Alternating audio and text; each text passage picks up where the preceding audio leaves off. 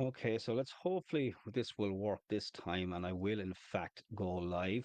Again, I'm having the same trouble with I'm live. I am live. I am live. And my apologies, I am 3 minutes late, which I never like to be late.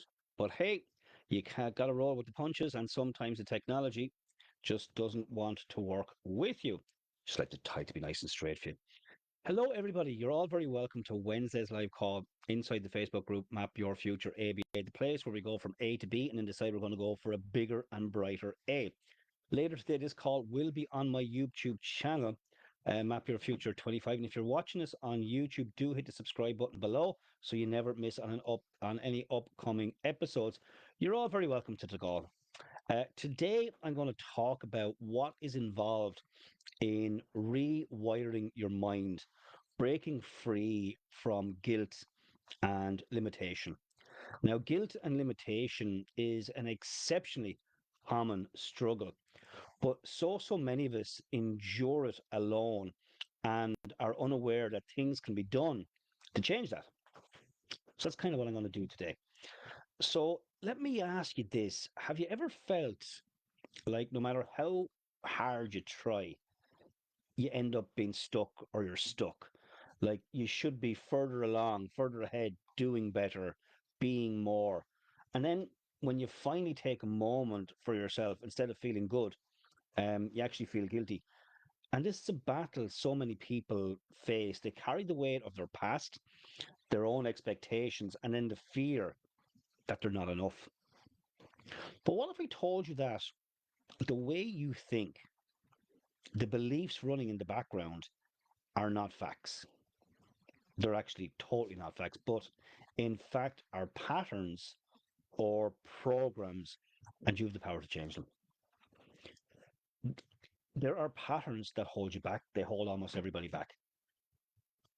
So imagine for a moment a child growing up in an environment where love felt conditional, maybe that they were made fun of whenever they showed emotion, or they were only noticed when they were struggling. And over time, they learned that their needs didn't matter, that working hard, sacrificing, and suffering were what made them worthy.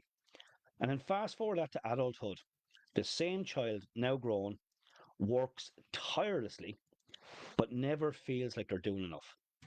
They put absolutely everybody first, yet when they finally try to do something for themselves, whether it's resting, celebrating a win, or even sitting down to enjoy a nice meal for themselves, guilt creeps in. Now, this isn't a coincidence, right? It's programming. And that programming is called a paradigm. And from the moment that you're conceived, the conditioning begins. So, from the point of conception, that conditioning begins. Some is passed on through our DNA, but most happens in our little life, in our early life, through our early environments. What went on around us, the words spoken to us, the things that we were told about who we are, the experiences that shaped what we believed was possible. Now, these repeated thoughts, emotions, and experiences became part of our subconscious programming paradigm. So think of it as an invisible script that's running in the background, controlling how you see yourself, how you react to life, and what you believe that you deserve. For most, though, you could pretty much say for nearly all of us, that script was written by other people, by parents, guardians, primary caregivers, teachers, and society in general. Now, this happens before we're even old enough to question it. And unless we rewire it, it keeps running the show over and over again. But like any program, it can be rewritten. The paradigm can be changed. Those patterns, that programming, can be re-scripted.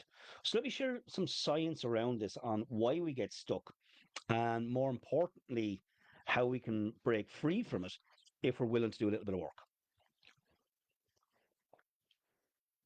So your brain, my brain, everybody's brain is hardwired for survival. It doesn't care one iota about your happiness. It cares about keeping you in a familiar pattern. Safe, I suppose, for want of a better word, the comfort zone. If you grew up believing you had to struggle to be worthy, your brain will actively resist anything that contradicts that idea. That's why even when you're faced with new information and ideas that could have all that you need in them, you reject them without playing around with them to see could they work, might they work, would there be a better way of doing things without giving it any real thought. The really, really good news here, though, is your brain is not fixed. Okay? The brain is not set in stone. The brain is malleable. Okay? And this means that the brain has the ability to change and adapt over time. The brain is not a fixed structure. It can reorganize itself by forming new neural connections in response to learning, experiences, and even to injury. This is known as neuroplasticity. In other words, your brain can rewire itself based on what you repeatedly think, feel, and do, or through injury. Now, every time you interrupt a negative thought and replace it with a new one, you're creating a new neural pathway in your brain. Now, the nervous system in the body stores trauma and stress. That's why techniques like deep breathing, progressive muscle relaxation, or even just shaking out the tension can reset your system and make it easier to change your thoughts, to change the wiring.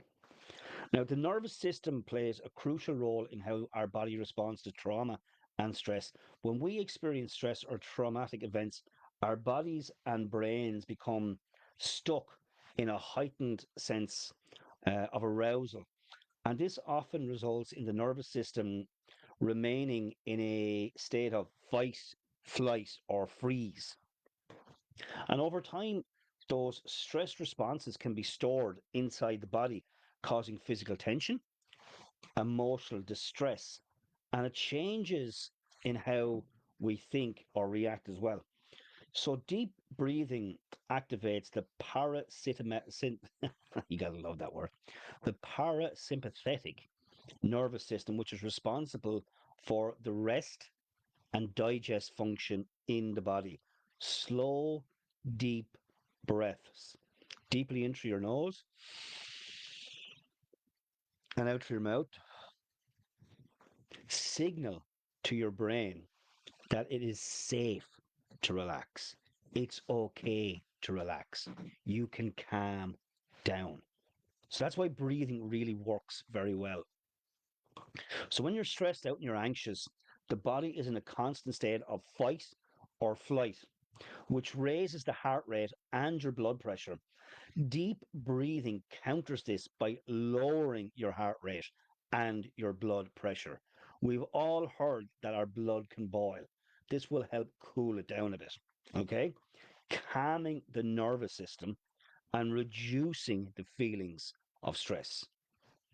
Now, progressive muscle relaxation, PMR for short, works by also activating the parasympathetic nervous system, which counteracts the sympathetic nervous system, which that's your fight or flight response. And you need your fight or flight response too, but far too often it's getting triggered by things that it shouldn't be triggered by. This helps release stored tension. Stress often gets trapped in the muscles. PRM, PMR even systematically relaxes the muscles, sending signals to the brain it's safe to let go, it's safe to release that tension. Now, shaking or physical movement, like dancing or something as simple as stretching, this helps to release built up tension that's in the body. And this is a natural way to reset the nervous system after stress. Even a good workout helps with this. The body tends to store stress in muscles and tissues. Physical movement allows the body to release the tension, lower cortisol, that's the stress hormone, and restore balance to the nervous system. Shaking, in particular, is something that animals often do after experiencing stress, and it's believed to help discharge the stress energy. In humans, while we don't typically shake in the same instinctual way animals do, similar results can be achieved by intentionally engaging in physical movement, like shaking out the body, jumping, stretching, or even doing some dancing, which can be fun to do, depending if you like that sort of thing, of course. The intentional part, though, is what's important here. That's the really important part. It has to be intentional. That's why when you're on your feet all day and you're working and you're physically working, that won't do for you what this will do. That won't release the stress out of your body. The idea is that this kind of physical release helps to discharge the built up tension from stressful experiences, much like how animals instinctively shake to restore their bodies to a state of relaxation and calmness. Now, the key idea is that any form of intentional physical movement, whether it's a structured workout or more relaxed activities like stretching or dancing, it can help activate the body's natural stress relief mechanism. The body has natural stress release mechanisms and hormones contained within it. That's important for us all to understand. These are naturally within all of us once we learn how to kick them into action. Now, in life, what we see is not always what is really there. You can have two people look at the exact same thing at the exact same time and give two completely different accounts of what happened. We have what's known as our own reticular activating system, more commonly known as your RAS. Your brain filters reality based on what you focus on. If you keep telling yourself you are stuck, you will find evidence to prove that. But if you start focusing on small wins, it'll begin to looking for more evidence around that. That's why celebrating any win, no matter how small it is so important. It's so vitally important. So let me share a couple of things on what you can do to shift this, to reprogram the paradigm, how to rewire your mind in real time. So, to break the cycle, it's going to come down to three simple steps. But these three simple steps will require considerable amount of repetition. Okay. First, you catch the thought. Okay. So, that's the very first thing. When guilt, self doubt, or the I'm not enough thoughts show up, pause, take a second, recognize that this is just an old pattern trying to run. It's like you've just typed something into the keyboard on your computer, but you haven't hit enter yet. Okay. So when you can pause, you mightn't have to go through all that emotional turmoil. Second is to interrupt it and say, no. You actually say no. Now, you might feel like a tit when you're doing this because I know I did when I first did it. But you say no anyway. That's not my truth anymore. And you physically disrupt the motive. Stand up, shake it off. You maybe want to flex your chest and release it, or anything at all. Do something physically to say, no, I'm not accepting that. And then third is replace it. Choose a new thought that aligns with who you want to become. Even if you don't believe it yet, say it anywhere. Perhaps, I'm worthy of a rest, or I'm allowed to enjoy my life. Taking care of me makes me stronger. I am enough. I was always enough. I will always be enough. This is where affirmations really help. At first, it will feel unnatural because it's new. But the more you do it, the more your brain rewires. This is why repetition is so important. And that goes for any serious change that you want to make in your life. You're going to require repetition to lock it in. But the power is yours to do this. You have more power. You've way more power than you might think at this moment in time. You're not broken. You're not weak. You are simply running a program that was never yours to begin with. It was installed in you when you were a kid. And now you have the chance to rewrite it. Every time you catch a negative thought, interrupt and replace it, you're taking back control. You're shifting from survival to creation, from guilt to self worth.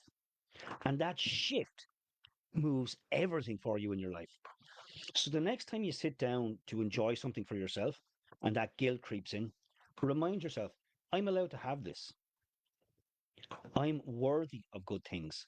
And I choose to believe that right here, right now. You can choose your beliefs. It takes work, but you can do this. Most people never change because they don't realize their struggles are not personal failures. They are not failures. They're conditioned patterns. But now you know. So the question is, will you keep running the old script or will you rewrite it? Because once you change your paradigm, everything else follows. That's how you rewire your mind and change your life. One thought, one action, one belief at a time. That's it for today, folks. And if you have any questions about today's content or any of the content that's in Map Your Future, you can simply comment below it and I will answer you there. Or you can send me a direct message via Facebook, LinkedIn, Instagram, wherever we're connected. Or you can send me an email via abeal@anthonybeal.ie. Have a great week, everybody, and God bless you all. And I'll see you back here next week at the same time, where I'm going to talk about self sabotage and how to stop that. Have a great week, everybody. God bless you all, and bye for now.